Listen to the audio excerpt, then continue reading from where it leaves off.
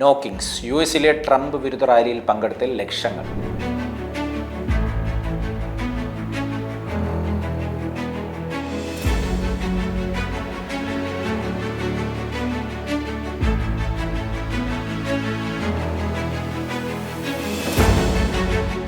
President Donald ട്രംപിന്റെ കുടിയേറ്റ വിരുദ്ധ നടപടികൾക്കും ഇറാനിലെ യുദ്ധത്തിനുമെതിരായി ലക്ഷങ്ങൾ അണിനിരന്ന് യുഎസിലെങ്ങും റാലികൾ.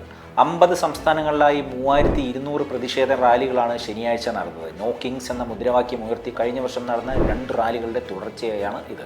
കുടിയേറ്റക്കാർക്കെതിരെ ട്രംപ് ഭരണകൂടത്തിന്റെ ഏറ്റവും കടുത്ത നടപടികൾ ഉണ്ടായ മിനിസോട്ടയിലെ തലസ്ഥാനമായ സെന്റ് പോൾ നഗരത്തിൽ 3 ലക്ഷത്തിലേറെ പേരാണ് തെരുവിലിറങ്ങിയത്. IS ഏജന്റുമാരുടെ വെടിയേറ്റ് മരിച്ച റെനി ഗുഡിന്റെയും അലക്സ് പ്രറ്റീഡിൻ ചിത്രങ്ങൾ ഉയർന്ന റാലിയിൽ ഇറാനിലെ US യുദ്ധത്തിനെതിരെയും മുദ്രാവാക്യങ്ങൾ ഉയർന്നു. ന്യൂയോർക്ക്, ഡാലസ്, ഫിലഡൽഫിയ, വാഷിംഗ്ടൺ തുടങ്ങിയ വൻ നഗരങ്ങളിലെ റാലികളിലും പതിനായിരങ്ങൾ അണിചേർന്നു.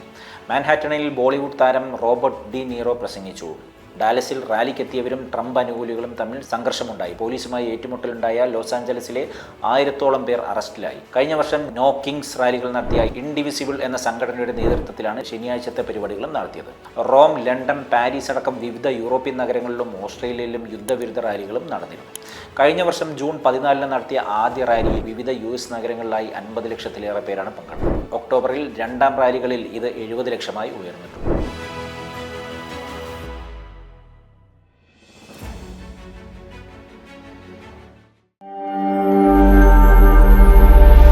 നാഷൻ ന്യൂസ് ലൈവ്, സത്യം, ചരിത്രം, വർത്തമാനം.